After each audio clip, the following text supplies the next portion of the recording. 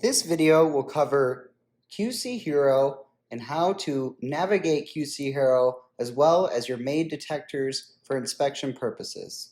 Here we have our QC Hero account logged into, in this case my account, michaelwalt3 at lm3tech.com, and we see a list of all the detectors that are associated or created with my account.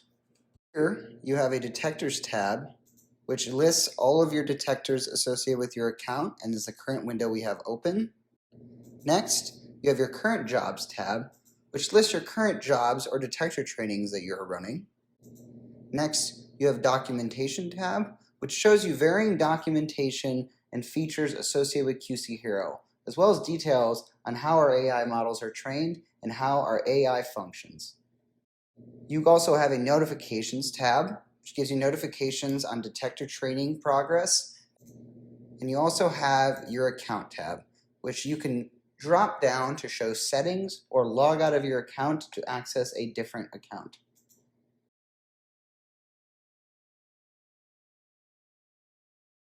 Here you can see the new detector button. This allows you to create a new detector. You also can see the list of detectors here. So let's start by trying to make a new detector. Click the new detector button, and here you can type in the name of your new detector. In this case, we will do demo detector. Let's make this an object detector and create the detector. This new window has a variety of sections and features that are associated with your new detector.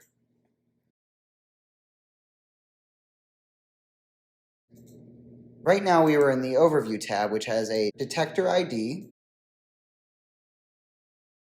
in this case demo detector video, a data set last updated, your detector type, which in this case is an object detector, your default version number, in this case version 0, your dataset size, in this case 0 images, label deployment status, in this case we have not used any labels or images, processing new images, we currently are not doing that, and training in progress is not happening either.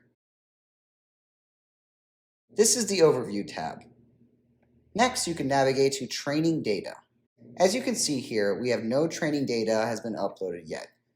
You also have the option of importing new data and training new version in these buttons here. You can also go to the Versions tab, which will list out all versions of this current detector, starting with the version number, the accuracy of that version, the date it was created, the date it was deployed for production inspection, and the day it was exported. You can also go into the Jobs folder, which will show you training jobs as they are actively running or are complete. And finally, you have the Options tab. Here in the Download Dataset section, you can click Expand.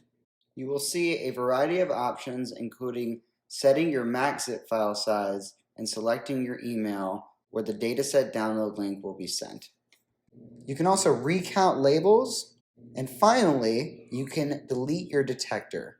We have made it so that you must manually enter the name of your detector prior to deleting. That way, no one accidentally deletes their detector unintentionally. Let's navigate back to training data. We'll want to get some data in order to upload and show how this process works. Start by opening the label.img program, which we cover in a different video. If you were to open a directory of images, in this case our demo parts and their corresponding images and labels, you can navigate to the LM3 Tools tab and select Zip Files for QC Hero. This allows you to basically zip the labels and images to be uploaded easily to QC Hero. Select your folder. Here we will click No since we don't plan on doing evaluation.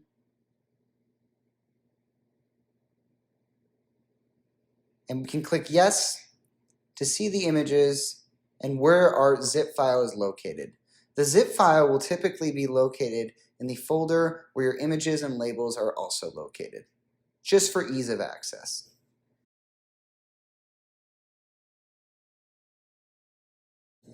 Now that we've zipped our files and they're able to be uploaded to QC Hero, navigate back to QC Hero and we can click the Import New Data button and we can upload from our computer.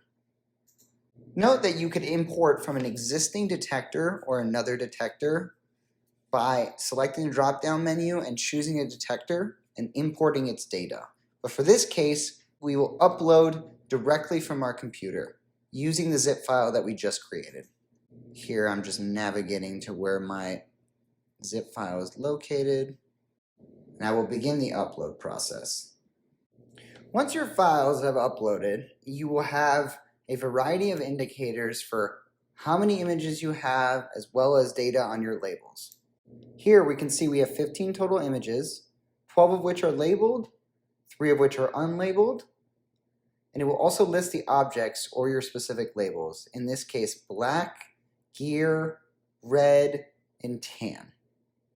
You can also see your file name, the thumbnail for your image, your labels applied to that specific image, and your dataset assignment. You can also download this specific image or any others.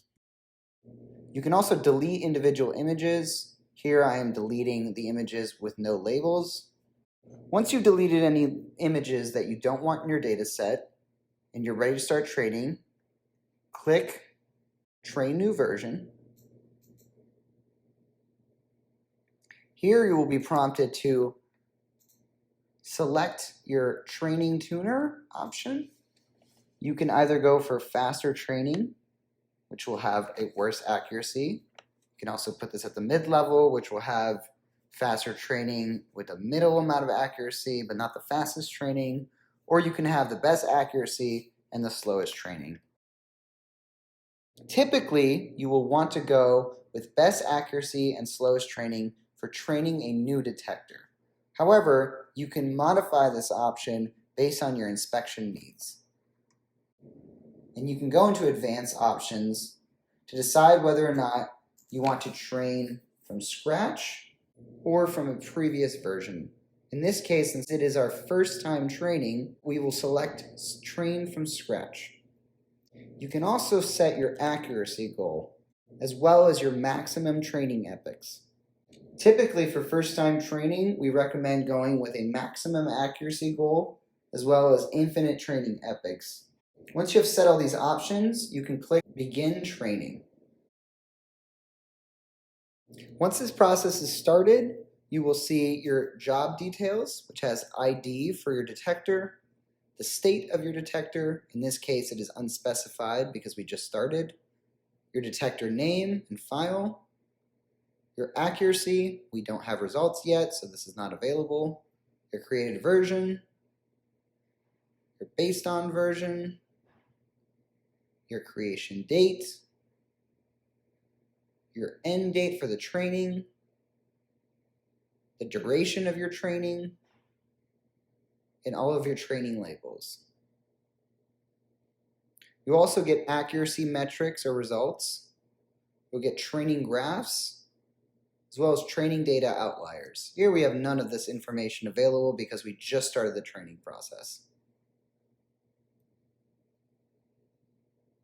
Here we can see that it'll list the training as in progress in the top right-hand button. So we don't have a version yet, but we do have a job running. And it's already been running for 1 minute. Typically, if you go for maximum accuracy, but slowest training speed, a detector will take anywhere from 3 to 4 hours to train fully. Now, to show an example of a completed training and completed detector, I will go on Demo 1, which is a detector I made prior to this video. Here you can see the jobs, which I ran a training that succeeded. It also trained to 100% accuracy and will give me the creation date, when the training ended on that day, the duration of training, and my job ID. If I click on the job, I will see the results of my training. The ID, the state, the detector, the accuracy, the version I created, in this case version 1. Based on version, which in this case our detector is not based on any previous version.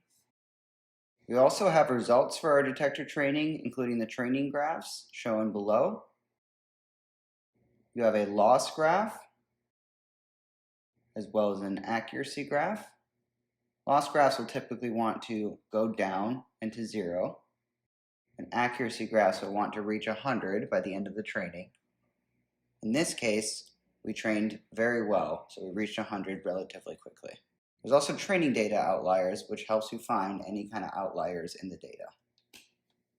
If I go to the Versions tab, I will see which version I have, and I can also download this version for detector deployment. Detector deployment will be reviewed in another video. Click Show in Folder to find out the location of this detector. And here is a zip file for your detector.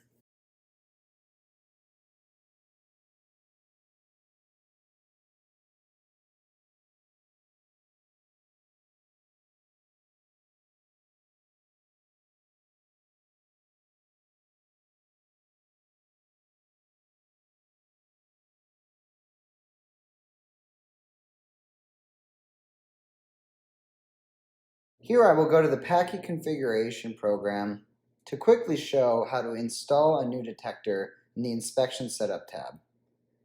If I click Manage Detectors, I can see a list of my active detectors, and I can update or install a detector using the zip file we just created. Here I will select my first version, click OK,